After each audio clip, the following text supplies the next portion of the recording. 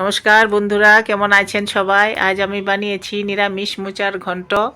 তার জন্য একটা মোচা নিয়েছি। মোচাগুলি কেটে একটা বাটিতে উঠিয়ে রাখলাম। এখন কড়াই বসিয়ে কড়াইতে জল হলুদ দিয়ে মোচাগুলি সেদ্ধ করে একটা ঝুড়িতে ঢেলে দিলাম। আবার কড়াই বসিয়ে কড়াইতে তেল দিয়ে আলুগুলি দিয়ে নুন হলুদ দিয়ে ভেজে উঠিয়ে রাখলাম।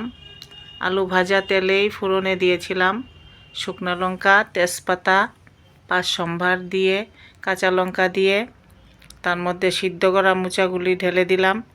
একটু নেড়ে চেড়ে তার মধ্যে দিয়ে দিলাম জিরের গুঁড়ো, নুন, ভাজা আলু, একটু বাদাম দিয়েছি আমি, আপনারা চাইলে একটু ঘিও দিতে পারেন, আর এলাচ, দারচিনি, আদা বেটে রেখেছিলাম দিয়ে দিলাম।